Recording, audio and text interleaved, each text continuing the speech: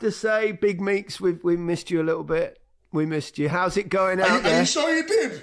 Because since I've left, you've had a couple of number one hits on top episodes. Well, you need to up your game then. Take the hint, Micah, take the hint. Yeah. I think I'm dragging you down. Yeah. And if you'd have missed this one, we were going to get Pablo Zabaleta in. So what can you tell us about what you've been up to? I can't believe you're still in Mexico. My God. So everyone knows has been listening. For those who weren't listening, I went to Mexico about 2 weeks ago. We went to Mexico City, explored Mexico City for a while, then came back, worked. I come back to Mexico City, went to Guadalajara. Now, then we went to La Paz. And now I'm in Cabo. Oh, Cabo's supposed to be nice. Ooh. Or Cabo, I think you should say. Oh, Cabo! It looks sensational. I'm not gonna lie. Yeah. You must be getting some serious coinage for all that time out there, by the way. I don't kiss and tell, Alan. I have to say, the last time I went to Mexico for that length of time, I got a lot of gold. Yay! A golden boot, Micah! Right, once again, you've sent in lots of questions for us, which we thoroughly appreciate, and thanks for your continued love of the podcast. That makes us very happy indeed. So lots to get through. We'll do as many as we can, as always. And I want to start, because it was an international break, because we've watched England in I have to say, a couple of fairly drab games that obviously when there's nothing at stake, it's never quite the same. So let's start with one from Roxanne Gill. As it is the international break, what would be your starting 11 teams for England from the squad Gareth has chosen? Well, he's not chosen his squad for the European Championship yet, but I know we've kind of done this and I've dodged it a bit, so I'm going to start, okay? Okay? Go on then, fire away. Yeah. What's yours? Mine. Pickford, Walker, Stones, Gay, Trippier, Bellingham, Rice, Maddison, Saka, Kane, Foden.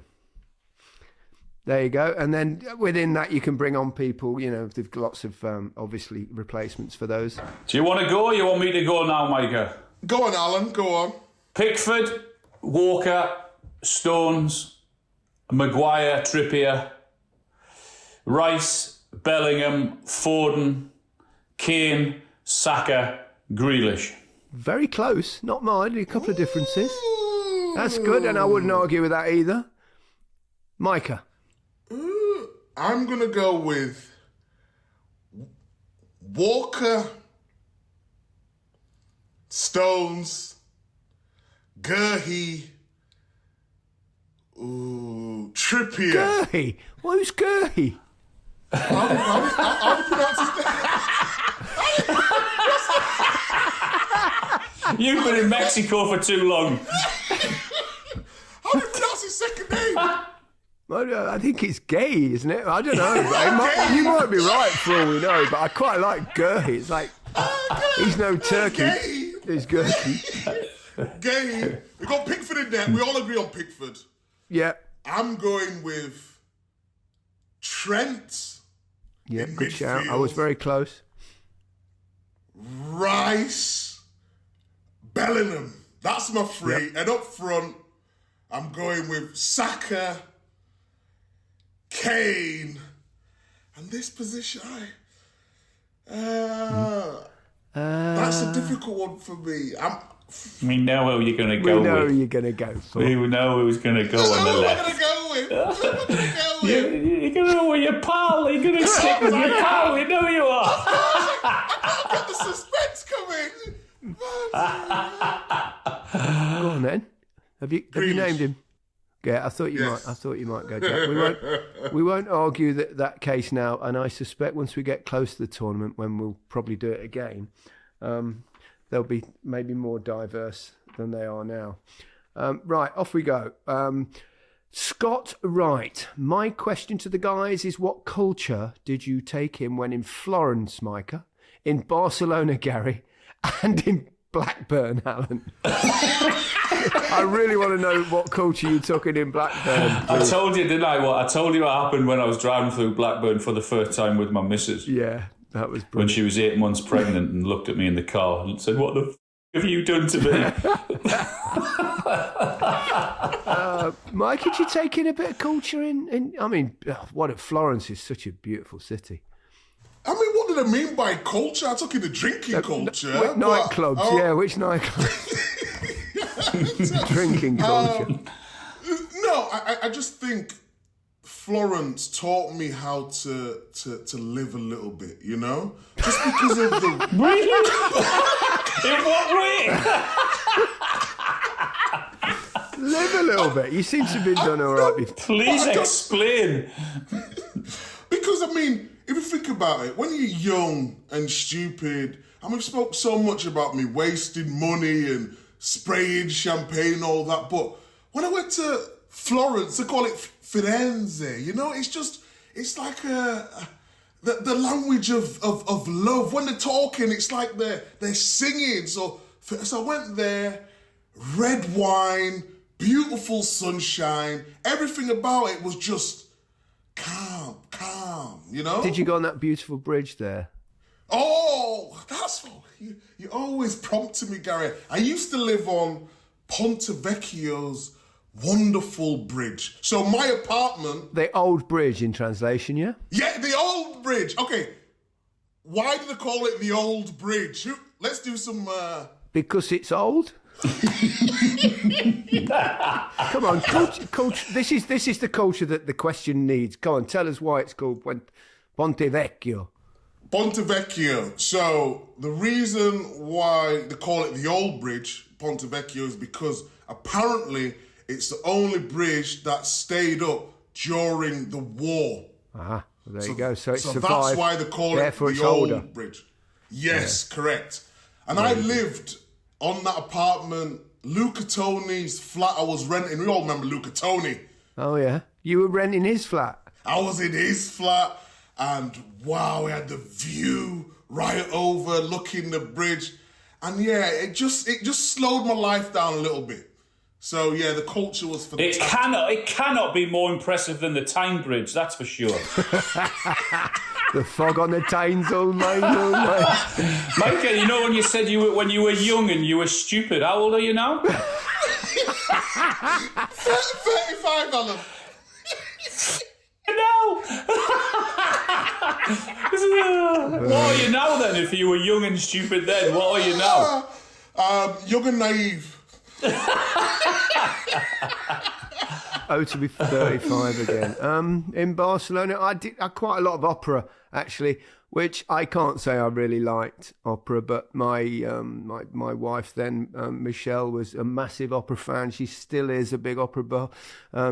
Goes to them all the time. We got very friendly with one of the great opera singers called Montserrat Caballé.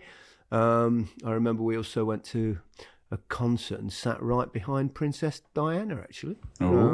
Yeah, so that took that kind of culture in. It's beautiful, Barcelona, with museums and art galleries and stuff. So there was plenty. That wouldn't happen to be Harry Fiat's mum, would it? That would be Harry the Fiat's mum, yes. And he's jumping alongside me. Yes. Sorry, Harry. Right. Next question. What were your favourite places whilst taking part in Euros, World Cup competitions, etc.? And who were the poolside pranksters? Poolside pranksters. Well, you weren't getting that much time by swimming pools. I do remember those, I think Gazza, it was either Waddle stuck a cake in Gazza's face and then ended up in the pool, or Gazza stuck a cake in the face of Waddle. It's one way round anyway, or the other. I can't quite recall which, but it then ended up in the swimming pool. But it was generally those two, Waddle or Gazza, on all occasions. Was it? I don't know. I think we went on I don't know, this is not such a funny story, but it's just some Sir Bobby Robson up. He took us to Malaysia, I think it was, pre-season. And we'd had a game, and then the next morning we're in the swimming pool, and Bobby's in the swimming pool with us for a warm-down. He's trying to get us to do all these stretches, and he's right in the middle. And of course, we're doing our stretches and flicking the water up in Sir Bobby's face. You can see, and he's on his face. He kept, once he'd wiped it off once, and then someone splashed the water in again behind him, and he's wiped it off it. Oh, God, it was hilarious. You got any poolside pranksters, Micah? No poolside pranksters. No, I don't actually have a story on this one. We was well behaved. Well, it's okay. It's funny, in the 1986 World Cup, while you're talking about Mexico, we were there, obviously, and a place called Monterrey, and we were only allowed 20 minutes sunbathing a day. 20 minutes, that was it, because they thought it might tire us out. It was too hot. So there wasn't much time to get up to anything. Yeah. Next question. Morgan Clements. Who are the greatest players of this generation, bar Messi and Ronaldo? Well, it'd have to be Neymar. He'd have to be in there, wouldn't he? Mbappe, Neymar, Suarez, Iniesta, maybe. Pretty much the whole Barcelona team at one point. Well, Keane, you'd have to say Kane, as well, you would wouldn't say, yeah. Lewandowski, maybe. Yeah. Possibly in there as well. Benzema, good shout, Micah. Is it too early to say Bellingham? It's probably too early. One for the future. He will be, though. Oh, he will be, yeah. Ramos, probably. Yes. Best defender. Modric.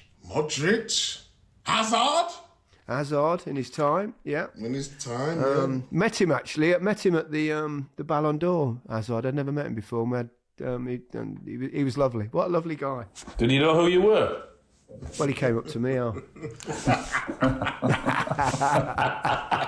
said, "Who the f*** are you?" David Thompson asks, if you could erase one game from your playing career or management career, Alan, in brackets, which game would you pick and why? God, erase. I mean, erase suggests you don't get the chance to play it again. Yeah. So I don't know. There are quite a few I'd like to forget about. Yeah, probably the one where I duffed the penalty against Brazil. That's the embarrassment of it. And also, I didn't score anyway, and it was only a friendly. So probably that one. Any for you, Alan? The Sunderland game where you missed the pen? The management one, the one that was the decision with Howard Webb's dreadful decision when he was the referee, when he cost us. I would like the chance to get that game back.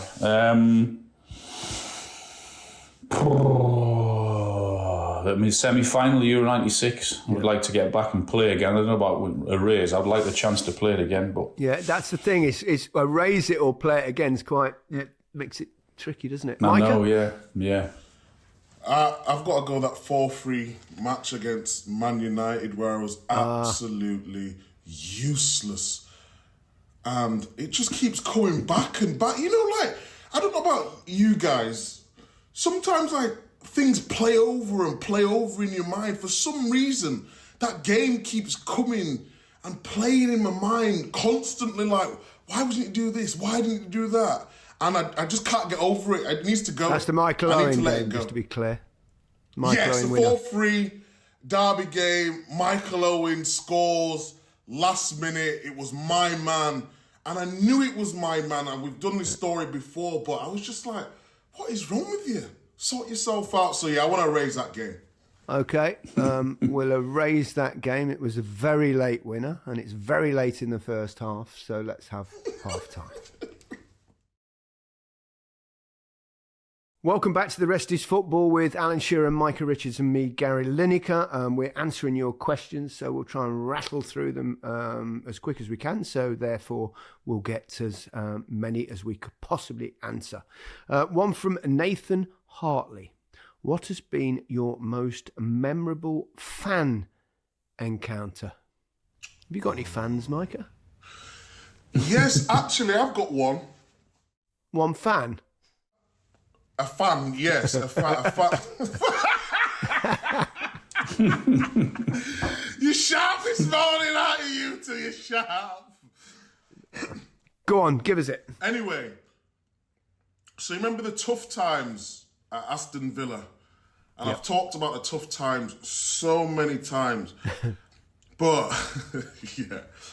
But I remember one time, and I've got him on Instagram, and he sent me a message when in the season when we was getting relegated and all this sort of thing. He sent me a message basically saying, don't worry about all the nonsense that's happening around it.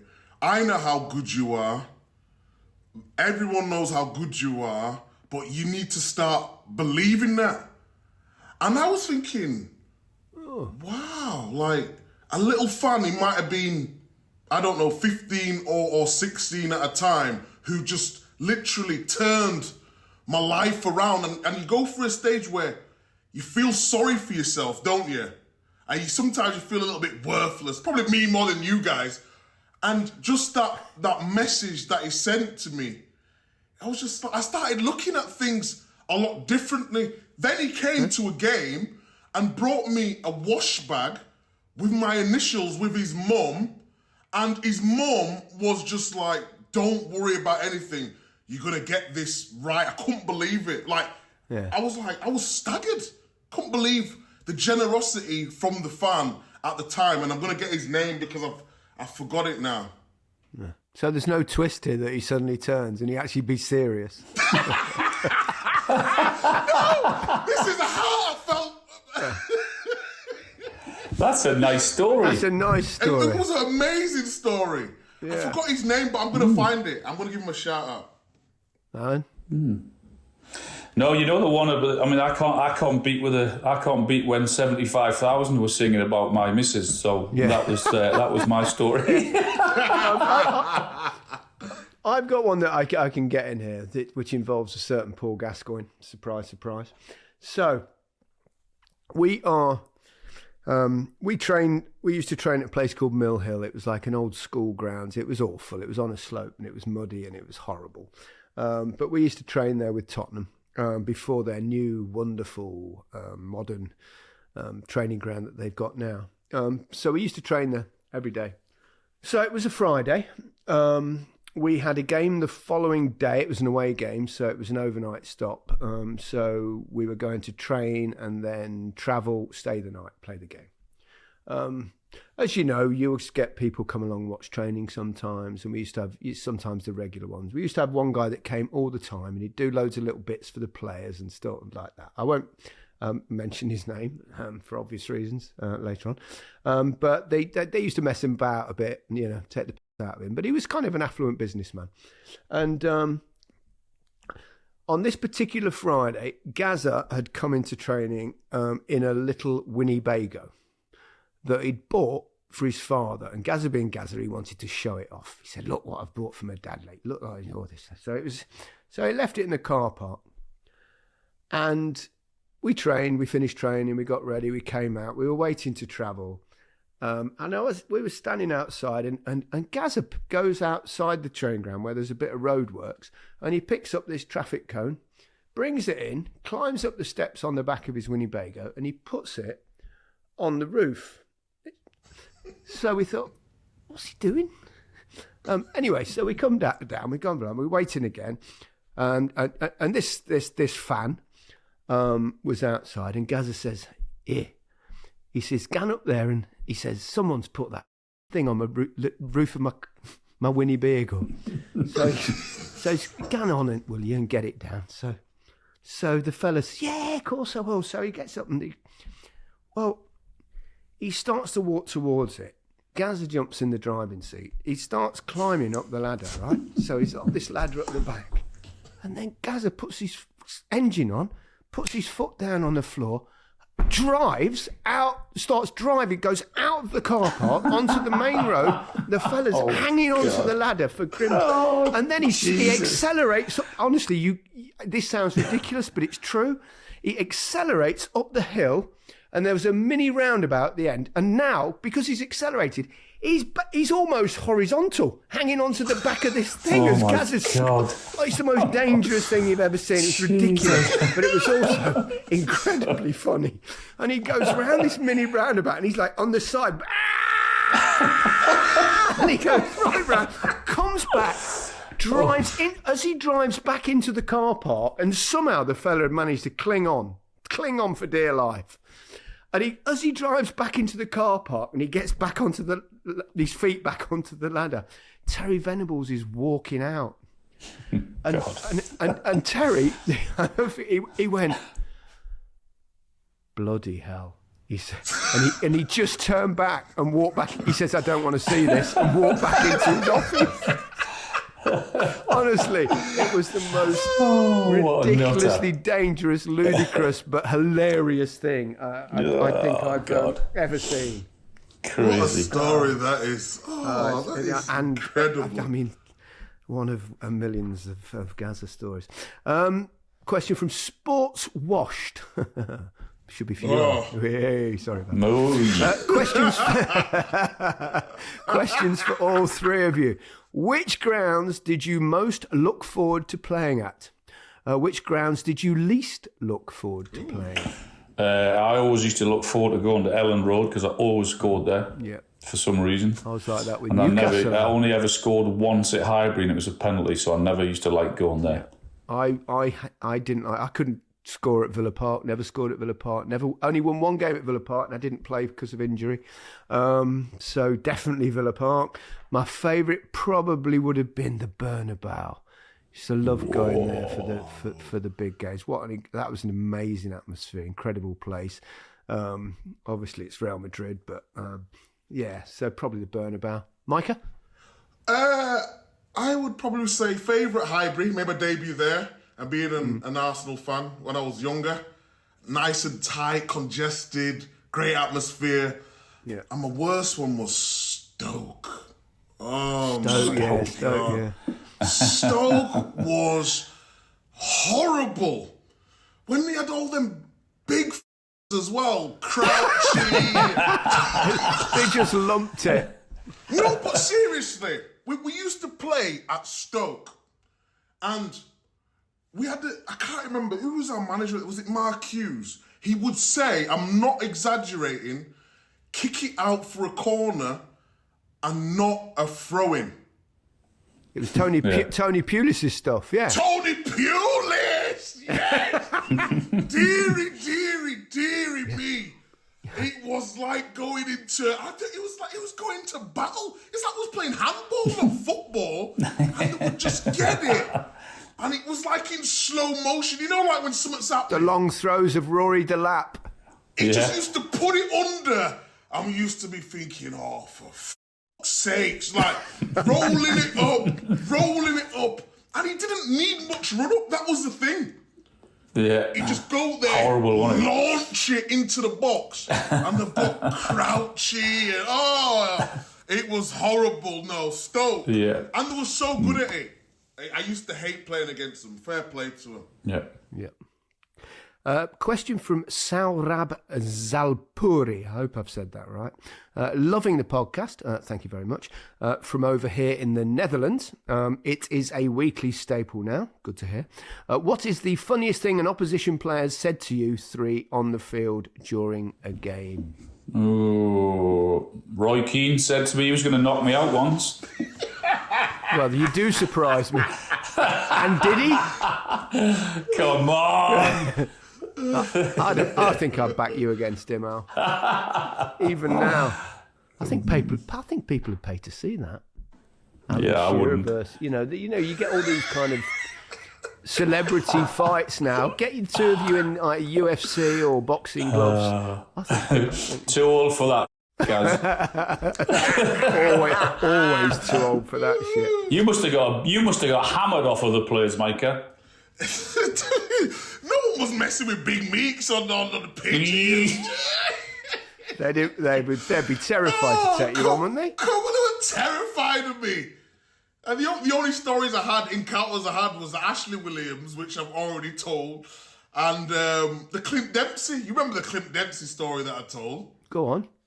Back in the days, he was at Fulham. I was at Man City. And he was playing sort of left wing. I was playing right back at the time. And I kept winning the ball. I was quite small then, but I had a great leap. And I kept winning the ball over him, jumping over him. And he was just getting frustrated. And one of the times I've won the ball, and he's like, shrugged me like, what you doing? So me being from Chapeltown, you know what I mean? Big up Chapeltown, CPT Leeds, you know what I mean? I wasn't having that. I wasn't having no chance I was having that. So I was going, F off, and he's going back and forth. Then he just turns around back to me and goes, you don't know where I'm from, dog. I'm just like, what are you even on about? So the next time I seen him, so it goes on. So, you know, like with footballers, like, it keeps bubbling away, don't you? You're always like, okay, next time I see him, he's getting it.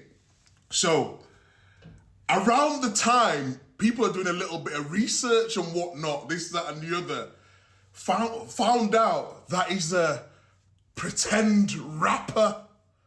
So, like, artist rapper. So the next time I see you, I said, me, you can't even rap you can't play football. And I just laid it to him. I said, who the you think you are, Eminem? I was calling Slim Shady throughout the whole of the game, and he was biting. What was his rapper's name? I need to get it. The Dempster Truck. I should have known. But fast forward 10 years, it's weird because now I work with him at CBS and he's like one of the nicest guys ever. But it was just that moment of madness. So we've come full circle and now we're mates, yeah. Yeah, fantastic. Final question from Danny Riggs. Really enjoying the podcast. Keep up the good work. We've got the Cruyff turn, Panenka penalty, and Maradona's La Roulette. If you three had a signature move named after you, what would it be? Simple. The Lineker tap-in. The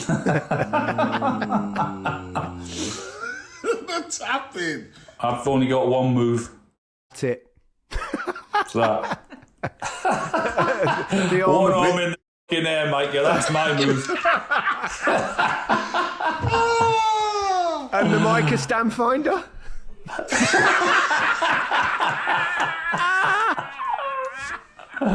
I'll take that. I'll take the stand finder. Those Adidas stand finders, brilliant. Can't beat them. On that note, I think we'll call it a day. Thanks, by the way, everyone, for the lovely feedback for the Nick Harris interview the other day, explaining the Everton and Manchester City situations in such clarity. It seemed to have gone down really well. We'll be back at the end of the week with another episode. But as always, thank you very much for listening, downloading, etc. It's much appreciated. So goodbye from me. Goodbye from me. And it's goodbye from me and a safe trip back from Mexico, Big Meeks. Yes, come back. Vámonos!